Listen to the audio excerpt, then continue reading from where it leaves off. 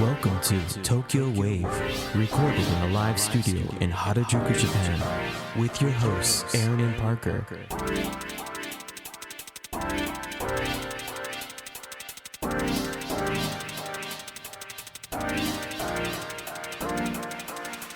All right, everyone, welcome to episode 69 of Tokyo Wave. We're your hosts, Aaron Randall and Parker Allen. That's right, it's 69. Groovy, baby, yeah.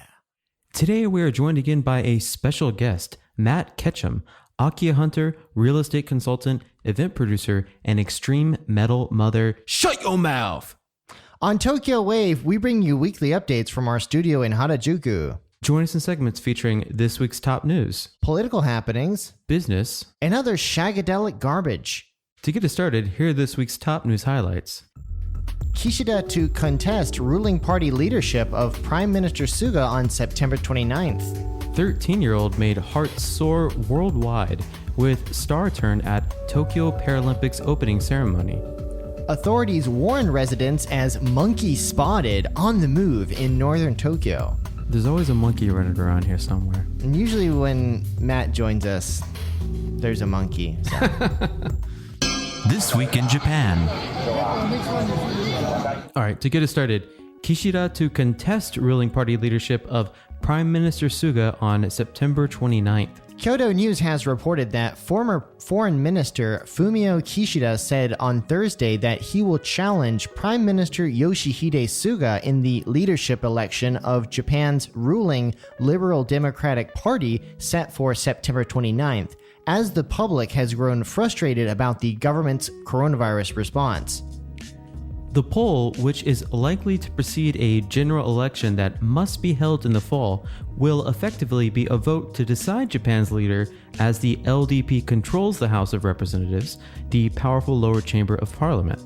With Kishida announcing his bid in the LDP presidential election, for which campaigning starts on September 17th, Sanae Takaichi, a former Minister of Internal Affairs and Communications, and Hakubun Shimamura, chairman of the LDP's Policy Research Council, have also expressed willingness to run in the race. Candidates backed by Suga or the LDP have recently lost a slew of local elections, including the Yokohama mayoral election, in which voters unleashed their pent-up frustration at the government as the highly contagious Delta variant of the coronavirus continues to strain the country's medical system.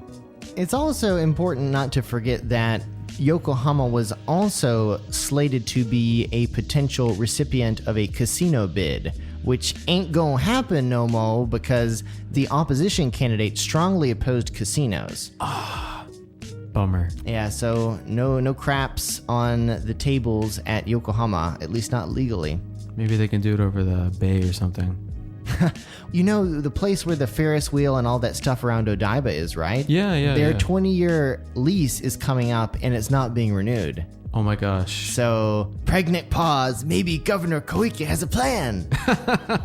Yay, gambling! We love you, Governor Koike! So, Prime Minister Suga, 72 years old, whose term as LDP president is set to expire on September the 30th, has said he will run in the party leadership race and told reporters on the afternoon of August 26 that there is no change to that plan. Kishida, who heads the LDP faction with over 40 members, suggested he would implement tough measures against the COVID-19 pandemic, saying, quote, "We need to keep in mind the worst case scenario." Speaking to reporters, Sanae Takaichi, who belongs to no LDP faction, sought support from fellow LDP lawmakers because the party requires hopefuls to first gather 20 nominations from the party's Diet members in order to run in the race. If elected, the 60-year-old conservative Takaichi would be the first female LDP president and thus de facto heir apparent to the prime ministership. In a recent interview, Takaichi advocated amending the constitution so Japan can possess, quote, national defense forces. And of course, this is in contrast to the self-defense forces that Japan already possesses. Takaichi is known as a conservative hawk who likes the big guns. More rocket launchers. Lots more rocket launchers. So last year's LDP presidential election was held following the abrupt resignation of then Prime Minister Shinzo Abe due to health reasons. And at that time, only party lawmakers and prefectural associations were able to cast ballots in an abbreviated proceeding. But this year's election will be held with voters expanded to include rank-and-file members of the LDP and allied groups, raising uncertainty about whether Suga will secure a second term. So the LDP lawmakers hold 383 votes altogether, and rank-and-file members hold an equal number. And whoever wins the majority of this combined 766 votes will become the party's president. Suga was widely believed to be seeking to vaccinate the population against the novel coronavirus as quickly as possible, stage a successful Olympic Games to get a boost in public sentiment, and dissolve the lower house for a general election after the Tokyo Paralympics end September 5th, looking to win the LDP leadership race unchallenged. However, it didn't exactly go like that.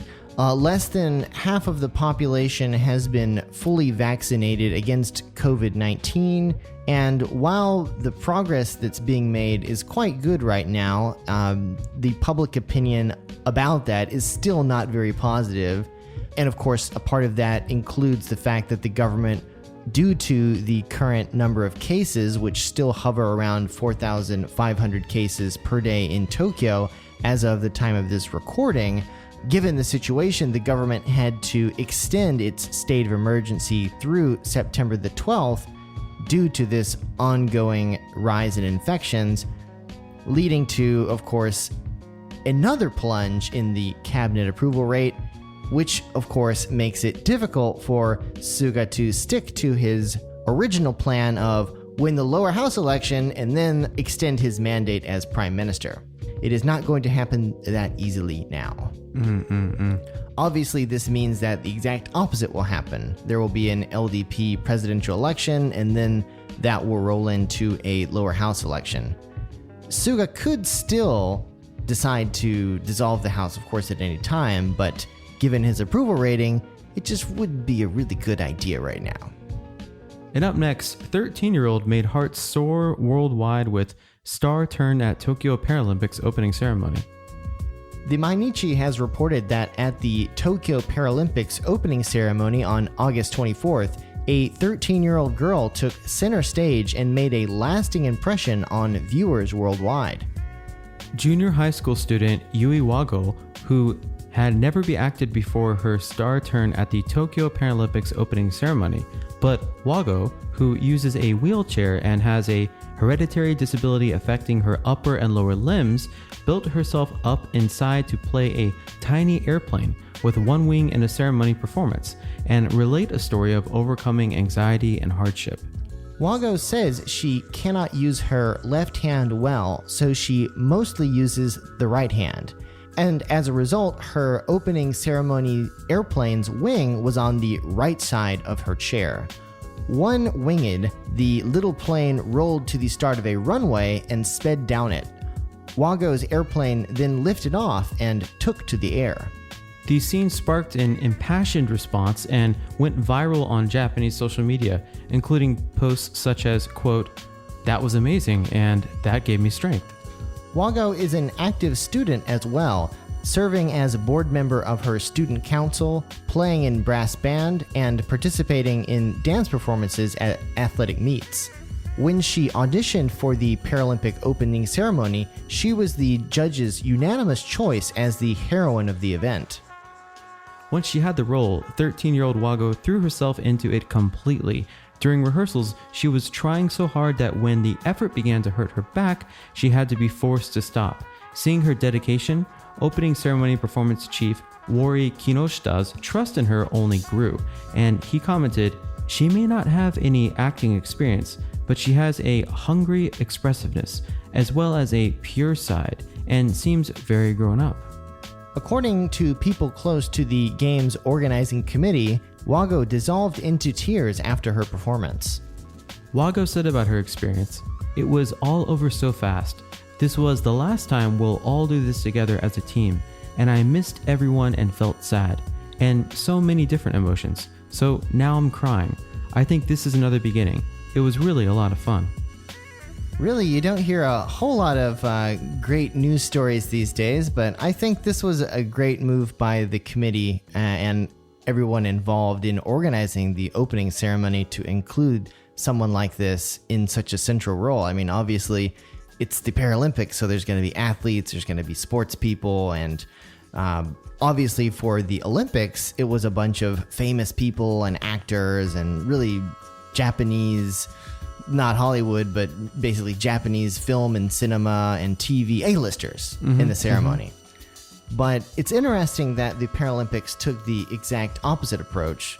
Unfortunately, in Japan, we don't have that many disabled people on TV or in movies. So it might have been part out of necessity, but also it's interesting how they went with this choice in making this ceremony happen. Right, and another interesting point is when I talk to, people abroad in Western countries, they're asking me, oh, the Olympics is over. But really, locally in Japan, they take the Paralympics quite seriously. So it's really not over. And, hats off to Japan for kind of like promoting the Paralympics and unlike most other Western countries, just considering it over after the regular Olympics, they continue on with the process, right? Well, and so the interesting thing is, fun fact, the Olympics and Paralympics have never been held in the same city around the same timing. Oh, really? So it was like I'm not sure where the 2016 Paralympics were, but they were not in Rio.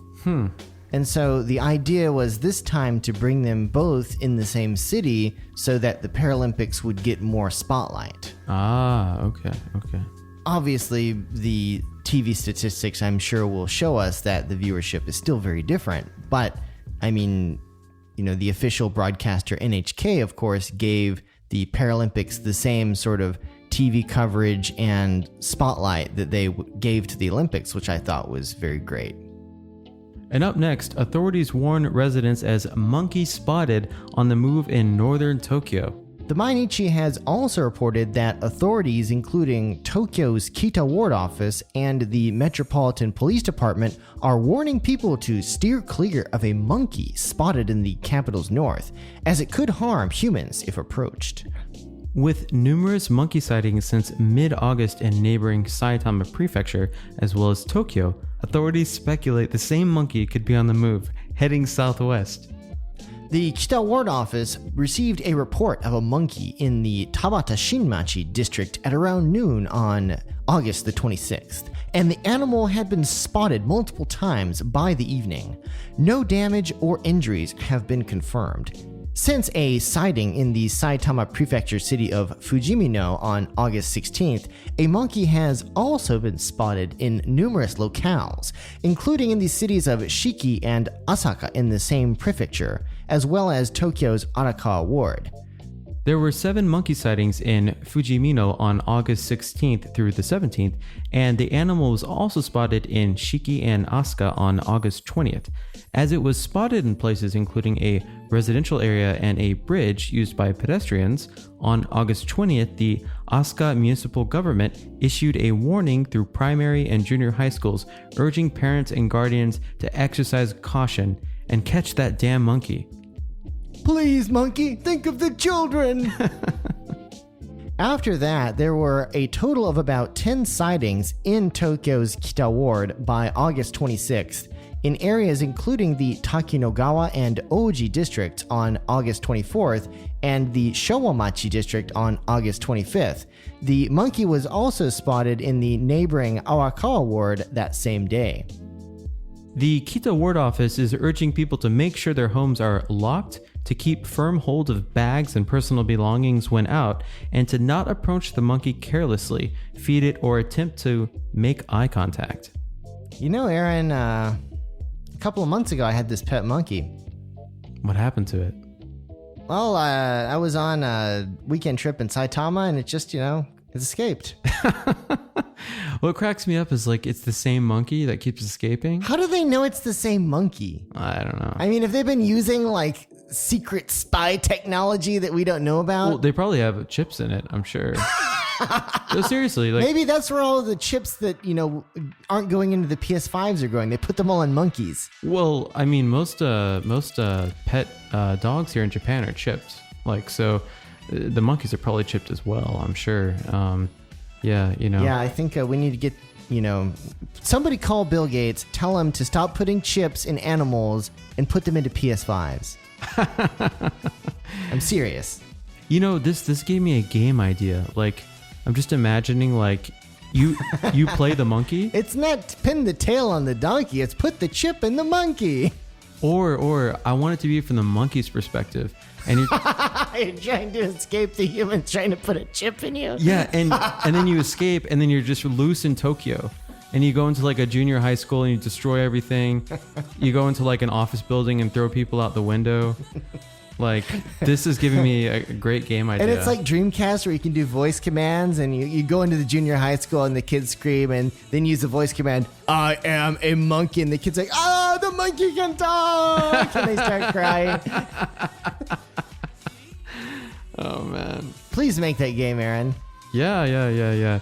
There is a game about like an escaped monkey, but I think make one in Japan would be great.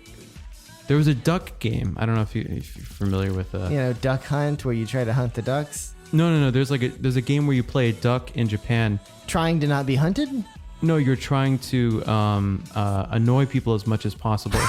So you steal the old man's newspaper. Dude, this is a hit game on Switch. It's called the Untitled Goose Game. Sorry, it's a goose, not a duck. Jeez.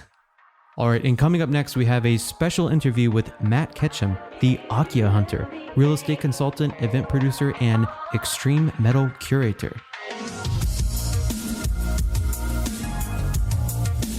You're now listening to Tokyo Wave.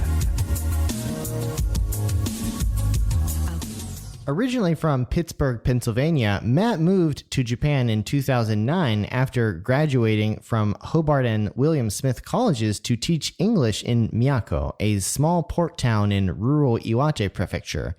But then on August 11th, 2011 at 2:46 p.m., all of that was washed away by a 37-meter tsunami, and he was left homeless watching the city burn. After 2 months of organizing response teams in Miyako, Matt moved to Tokyo to work with art galleries and NPOs active in Tohoku. Fast forward through a diverse career spanning market research consulting and serving as executive director of the Canadian Chamber of Commerce in Japan, Matt is now disrupting rural real estate as co-founder of real estate consultancy Akiya and Inaka. Matt is also a black metal warlock. Yes, that's right, folks, a warlock who has relentlessly pursued his passion for boundary-pushing music as a guitarist for independent bands Dark Corpse, Wretch, and now Worship Pain. Matt is also a respected booker and tour manager. So Matt, thank you so much for coming back on the show.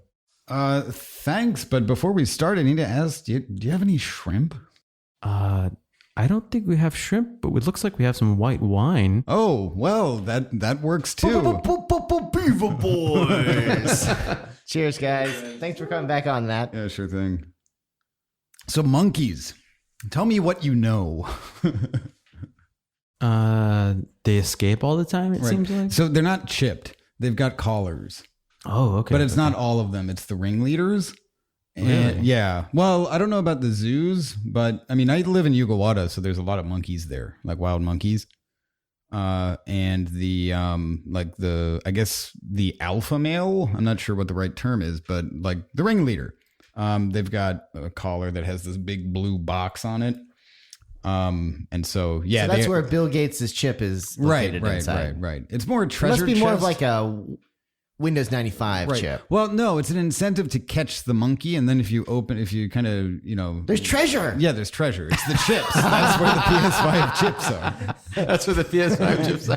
Catch the monkey, get the PS5. Yeah. There's so like this is how they have incentivized the good people of Yugawara to chase away monkeys. They're actually chasing after the treasure chest. And so they really want to catch the monkey, but the monkeys run away and they're very fast. So ultimately, that's how we keep monkeys out of Yugawara. Wait a second. What? Is that a joke? Yes. I was gonna say these monkeys are like really dangerous. I know. The truth is better. Okay, tell us. So when I moved down there, like almost a year ago now, for I don't know, a few months, I guess. Every once in a while, I was kind of taken aback because I'd hear coming from somewhere around the city, like pow pow pow pow pow pow, like gunshots or something. And granted, Gotemba's nearby, and so there's the base there, but it still didn't really make any sense. But for whatever reason, I never asked anybody for a while, until finally I did a few months later. And I brought it up and they were like, oh no, that's the grandpa's. And I'm like, what are you talking about? And it turns out that, you know how like in Shibuya, there's the crew of old retired dudes who steal your bike if you park it.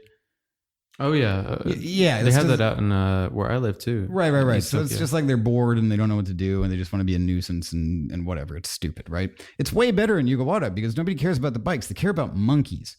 And specifically, they care about throwing firecrackers at the monkeys. And so you've got a crew of retirees who are armed with a bunch of like firecrackers, fireworks, and they run around whenever there's a report of one of the monkey troops entering town. It's like Ghostbusters. And they zoom over there and start throwing fire. This is true.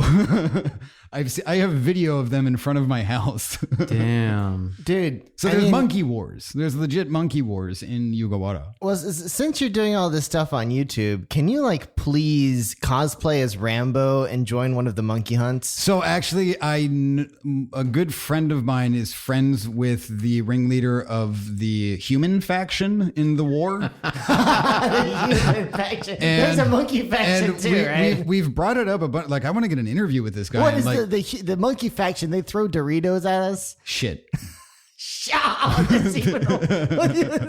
Oh my god. Or this is going to be such a good video game. Alternatively, my shoes. Dude, that has happened too. They stole your shoes, right? Yeah.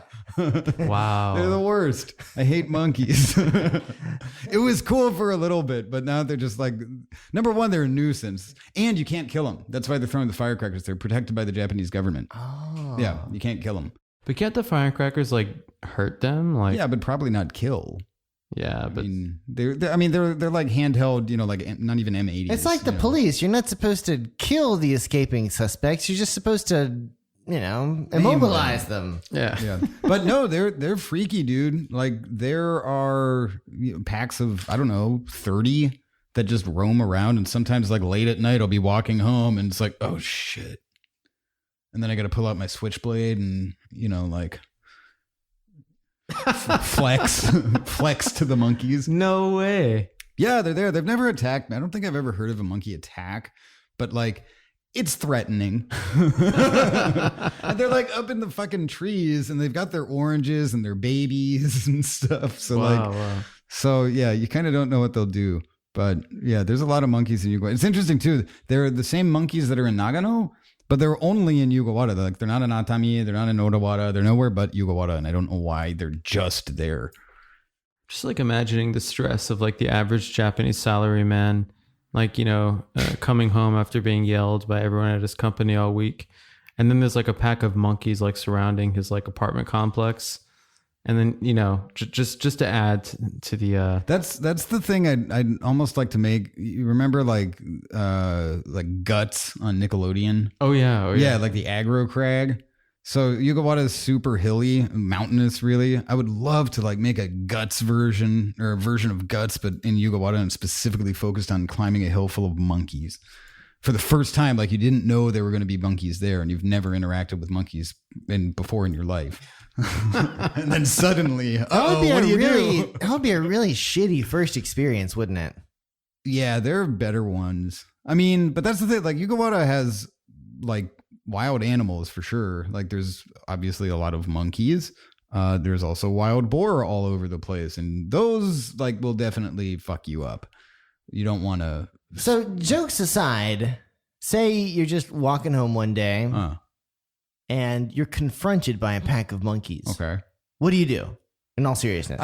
Usually I just keep walking. Don't make eye contact. Keep walking. Same pace. No change whatsoever. And so this has happened to you. Yes. The don't make eye contact thing freaks me out. Like they can sense that, and then they. That's what they say, and I just figure like, all right, I guess that it doesn't not make sense. Well, you know what happens when you look at one, right? What? They look back at you. Yeah. And then they say, "What are you looking at, punk? You're gonna die." Then they throw some poop at you. Yeah, and then you get covered in Corona poop. You could easily, but I mean, yeah, like they're on top of this year hasn't been that bad. Last year at the end of summer, so knock on wood, man, I swear to God, like every day at like 3:30, 4 a.m., just a big group of monkeys would just be like partying on my roof. And it was really loud and jumping up and down and stealing my shoes. Jeez, man. I think the monkeys have found the booze. Well, no, now actually I'm very familiar with Japanese squirt guns now, actually, because at first I've had a few beers and, nobody's around and I'm on top of a hill and there's a bunch of monkeys being really fucking loud. And, you go outside and you start stomping and kind of yelling and stuff. And they don't seem to take very kindly to that. So I ultimately ended up buying a lot of squirt guns.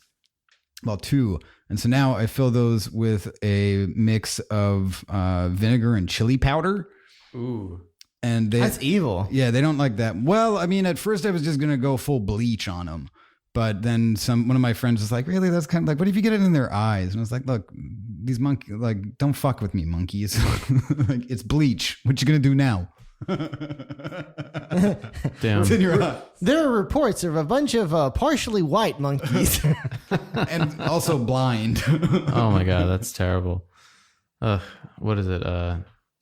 Animal rights activists are going to hate us now. Yeah, I think we just got banned by Greenpeace. Oh, and speaking of animals and monkeys and stuff, Ape Escape is the game that you were thinking Ape of. Escape. Oh, yeah. And there were actually 3 of them. It was a very good game. It was, honestly, I would almost call it like a kind of a spiritual predecessor to Katamari Damacy. Ooh, that was a good game. Yeah, right. Yeah, everybody loves that game. Those were good games. Yeah, but yeah. So the monkeys, you gotta be careful, but you can't kill them either. So be careful. The boar, you can kill those. The deer, you can kill those. What else is there? Is there How are deer worse than monkeys? I don't think. I don't know. I honestly, I can't answer that one. They're delicious. That would make sense. There's no authority going around like actively trying to get these monkeys back. Like, there's no animal control. No, that's what the old men are. Like they just chase them out of the city. But they're like a de facto. They're not like a real. Like, no, that's government. Oh, yeah, they've got an outfit and everything. They're just like the meter maids. Like the government pays the meter maids to go around and give people tickets. But they give these guys firecrackers. It's a great to throw at monkeys. Yeah. And I'm sure, where do you sign up? Yeah, exactly. It's kind of a dream job. I mean, I want to make a pamphlet for like the monkey brigades. Do you like firecrackers? Do you hate monkeys? And if you answered yes to both, join the monkey brigades. Yeah, the monkey crew. Those interested should come to Yugawara Town Hall at 0600. That's wild. FYI to all of those who didn't know, this is a thing in Japan. Monkeys. Yeah, I mean, this is an excellent example of the wacky like hijinks you can get yourself into just outside of Tokyo. Like there's a lot of stuff that isn't, tsunamis and volcano eruptions and everything. I mean, granted, like monkeys aren't 100% safe, but it's an exhilarating experience, I suppose. Well, I mean, it probably sounds a lot more fun than it actually is, right? At first, it was really cool, because you're saying to yourself, like, Jesus Christ, I live on top of a fucking mountain. I've got some fucking monkeys here. Nobody's going to believe this. And for a little bit, you're like kind of proud of yourself, but then you just realize they're a huge hassle. They break into your house and break all your shit. They can, yes. Oh, no. Yeah. Oh, no. That's going to... Oh, gosh. Well, because, they're pretty smart, right? Yeah. Monkeys are just like humans without opposable thumbs, right? Oh, actually, so they broke into the house next door. It's an Akiya. So they literally like they cracked a hole in the roof, and I'm pretty sure my neighbors, it's the monkey family. Like I see them crawling in and out. Like it's totally legit. They're in there. I mean, what if the monkey brigades had like a SWAT team? They should go to my neighbor's house. And they break down in the and they door, find the monkeys, they'll find all the monkeys and shooting craps and shooting meth and just like there's like whiskey bottles and stolen shit all over the place. yeah, like it was a massacre. They live there.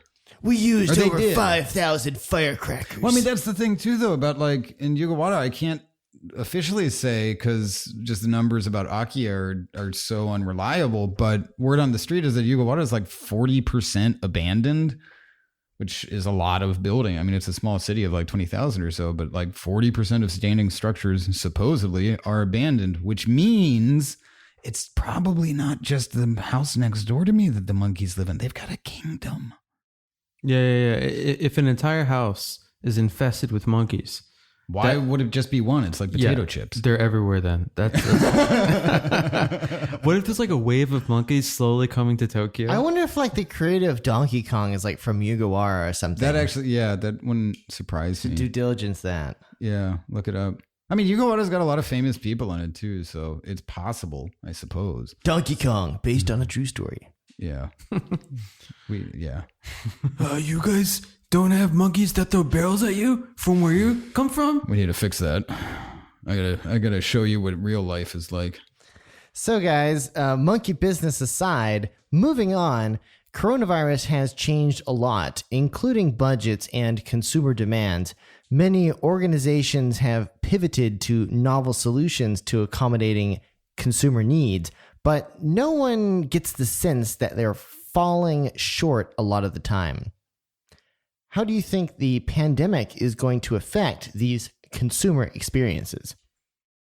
I mean, you see a lot of companies doing good things. I mean, that's not a judgment call. That's like, okay, it seems to be working well enough. But like you said, there's kind of the feeling that there's a lot of kind of hunkering down. There's also a good bit of, I don't even know what to call it, but like, I don't know, performative development or something like that. Like, oh, we made a new coronavirus proof, I don't know, cape or whatever, right? That's just like, oh, okay, yeah, that's a good idea. It's probably like, I don't even know if that's real and stuff. I don't know. I see a lot of effort being put. And I mean, I also think too, like par and parcel. Like we don't know what to do. So yeah, you're probably throwing the kitchen sink at, the problems that are affecting your business or your company. That's good. I like that, but I don't know. I kind of get I don't know. What do you guys think? Like, are you seeing stuff that's sort of like, good try, but better luck next time sort of efforts? Personally, I think because of what's going on now with coronavirus and with the complications with the variants, I think we're going to be in this for a very long time. And what happened at the beginning of the coronavirus, which is a lot of software companies or companies that are completely all software based, just, exploding in growth is going to continue to happen. I see, industries like gaming, anything that's just completely software based is going to continue to grow exponentially, and entire industries are going to be wiped out. Maybe not globally, but even locally here in Japan, like the travel agency industry is one that is definitely up for what's a nice way to put it? Up for being knocked down completely. They've got to pivot really fast. And we all know Japanese companies are really slow in making these kinds of big decisions, right? So yeah. I think software is going to be king for the next 5 to 10 years. And we are all going to be working for software or creating software. That's my personal opinion, just because things have shifted so much already. I generally agree. I mean, I tend to be, surprisingly, because I feel like I don't come off as an optimist at all, but a pretty positive person. I just demand, earth-breaking change, not these little like, oh wow, you got, I don't know, you started using new screws that have, one less notch in them. Good work on being ecologically responsible, or whatever. So the software thing, and I mean, like Amazon's doing that now for tourism and stuff. And I mean, recently we were discussing Discord. I've been using Twitch recently, actually, for Akiya and Inaka. This is actually, I'm kind of proud of this little, it's not a pivot, but like additional sort of marketing experiment that we're doing, which is, that game Stardew Valley? Dude, of course. Yeah, I know all about the creator and everything. Really? Yeah. That's very interesting. I followed that story very closely because I'm doing a similar thing to what he did right now. Yes, we should probably talk more about this. But yeah. So for right now, anyway, Stardew Valley. He wasn't just like in a valley of Stardews, like I'm gonna make a game. It was an indie developer, and it's a pretty big game. It's this guy. It took him about 4 years. And he did the game programming, he did the art, and he did the music for the entire game. He did it all. Yeah, wow. He did it all, and just living in an apartment with his girlfriend, and but he was really, really thorough about it. And how did he survive? He had like money saved up from other jobs and stuff, but he, was working on it while he was working full time, and he reached a point where he realized, okay, he made himself like an 18-month timeline. This is when I'm going to burn out of cash. But he knew exactly what he needed to do to get it fixed. He used Steam as his platform to launch the game. And yeah, he was very successful. He did a lot of other, interesting marketing stuff as well to get people knowing about the game. And I think he definitely hit on, the whole like farming genre of video games. Well, here's the wacky thing about Stardew Valley. And actually, one of the reasons I decided to start playing Stardew Valley as Akiya and Inaka is that it's not just farming, right? The whole story of the narrative is, oh, here's this cog in the system guy, kind of grew tired of his corporate life, said, oh my God, just like burnt out, moves into an Akiya, right? Starts a bullshit farm that he doesn't really know how to do, right? And then spends time interacting with locals, learning about local culture, and fixing up another Akiya. Like, that is literally the Akiya. And that is my story. I am literally doing that. I have the farm. I've got the goats. I got the monkeys. I've got the Akiya, like all of this stuff. Yeah, and so I think it's a very similar, eerily so, kind of narrative. And one thing I find myself doing as I'm twitching or whatever is noticing the things that are similar and dissimilar to the actual real life experience of doing the same thing. And it's really interesting. And so while we're playing, people are asking about just general real estate stuff as well, but they're also really curious about like the monkey thing. Right. And these cool little quirks that, and I mean, this kind of goes back into the stuff that I personally and professionally want to see these businesses that are trying to do new stuff in Corona time, but really aren't succeeding. And I guess it really kind of boils down to the human element, right? I see, like, I don't want more advertisement or billboards or luxury appeal or blah, blah. Like, I want like a weird fucking story about some old dudes and some firecrackers and some monkeys. Dude, I'm already. Right. I'm gonna start making. I this will game. buy that. It's already under development. Yeah, man. and so like online multiplayer. Yeah, online multiplayer, like the Akiya experience, the game. You choose your faction in the beginning. Yeah, you could do that. Human right? And or there's monkey. other jobs that you could have, right? You do the farming stuff, you fix up your house and everything. Do you want to be on the old man monkey faction? Or do you want to go work at the strangely titled King bar that is named after Elvis Presley, but is actually a Beatles bar, right? Or maybe you just become a surf bum on the beach. I like it. Right? There's so many options for like the Japan version of Stardew Valley that I think are, a lot of fun to think about. I mean, there's so many things I want to say, but I don't know if they're appropriate on the podcast. Like, I make games now, dude, right? I do. Okay, we should be talking about this more. Let's talk about this after. Okay. I do got to run soon, actually, but let's definitely talk about it. Yeah. So now we're at the end of August. The Obon holiday has just ended, and coronavirus cases are spiking, but travel's mostly stayed the same over the past year. As someone living in a tourist destination, what are some changes you've noticed, and where do you see the travel industry headed post-pandemic? Yugawara hasn't been, like, I'm right above Atami, and so Atami is, I think, seen a decent amount of attention. Yugawara is a pretty quiet, it likes to be the quiet place.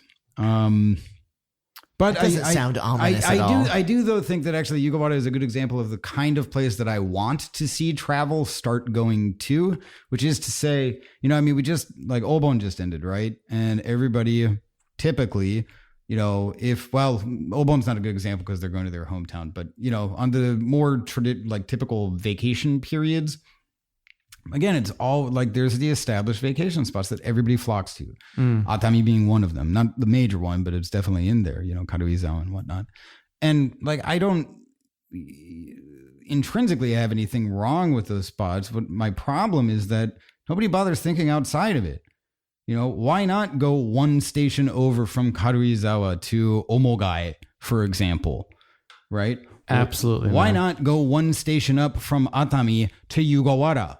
It exists, and it's right there. It's a 10-minute train ride. Like, what are you thinking? Why does everybody have to be so concentrated? You can spread it out. And if you do that, right, especially if like cars and personal transportation are involved and not trains, which is something I hate saying. I really like public transportation, but with coronavirus, like, I'm not a big fan at the moment. So cars and personal transport, like vans, that's good.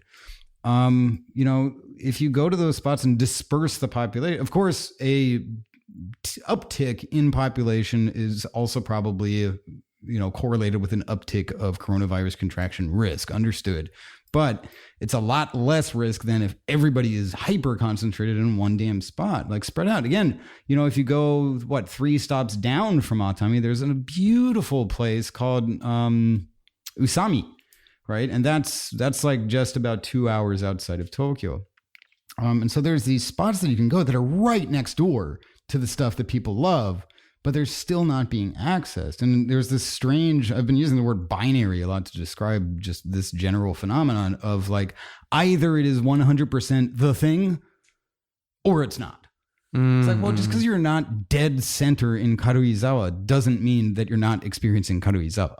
It's people who think in absolutes. Yeah, I think it's universals. Yeah. I discovered this going up and down the west coast of Chiba along the bay, originally going to Nokokiriyama, which is beautiful in itself.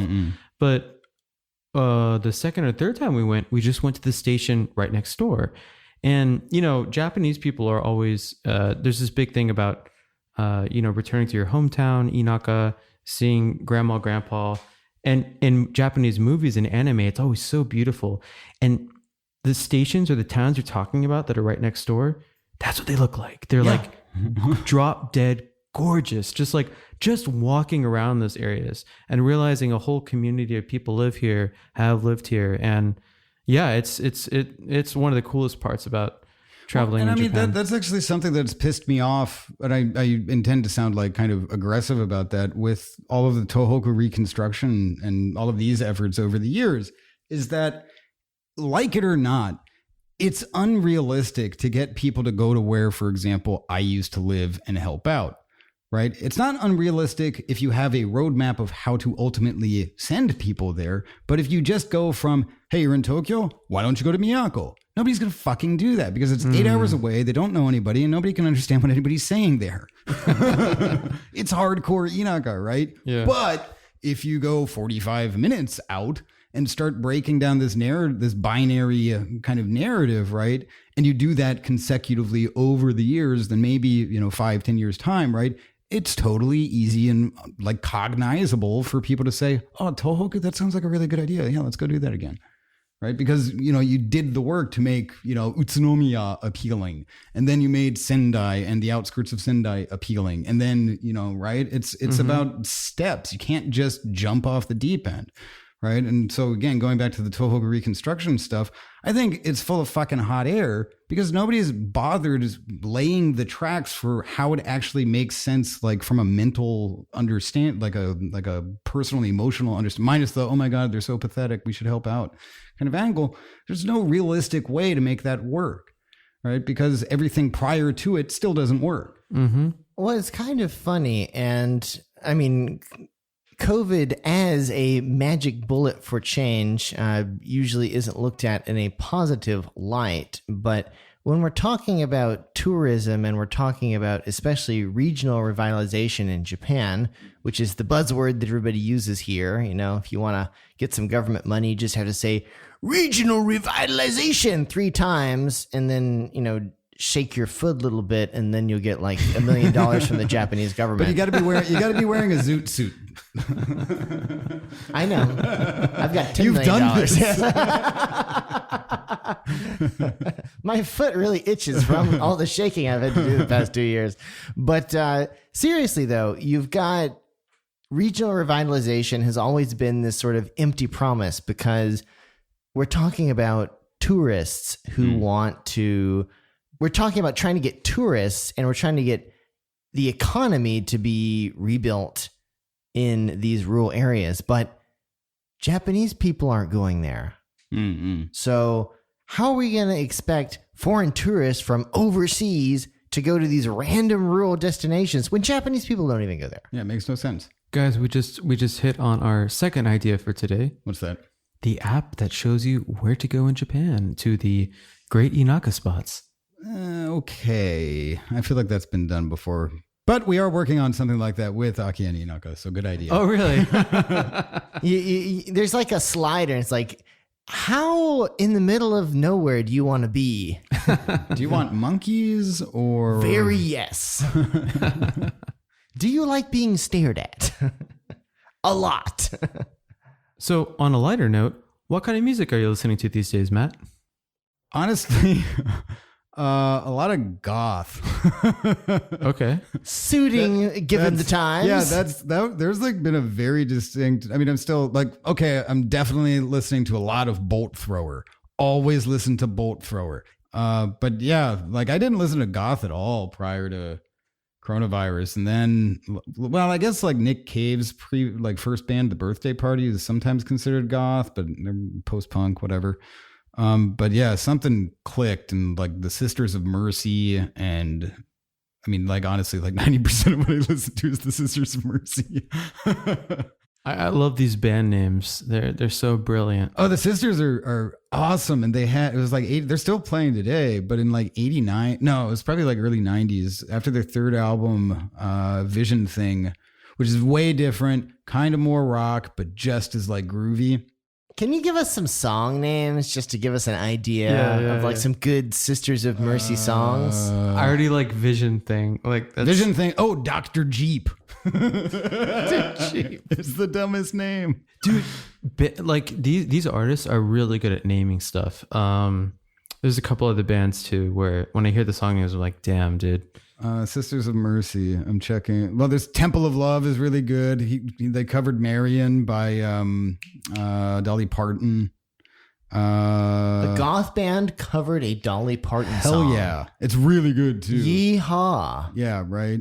Dominion is good. Lucretia, My Reflection is super good. This Corrosion is amazing. This Corrosion. Yeah, that's a good one. It's a song about the coronavirus. Yeah, right. This Corona. First, Last, and Always. Amphetamine Logic. That's a good name.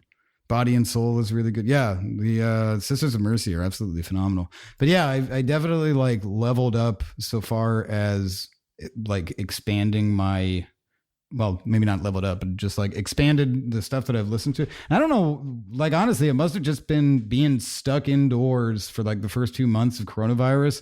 And like, I guess that's depressing. Yeah. Or something. Cause yeah, damn, goth hit me hard. I'm just like, yeah, this is cool. And so next time we bring you on, you're going to have like spiked everything, right? No, like legit. I got my hair cut recently. And whenever I do that, they do, you know, when you get your hair cut, they make it look all nice and stuff.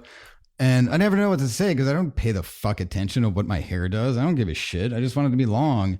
But then I realized, like, if you go back and look at Nick Cave from the Birthday Party days, like early 80s, Nick Cave. Not to be confused with Nicolas Cage's band, Air Force Kill. I was thinking the next time I go there, I need to be like, yo, this is it.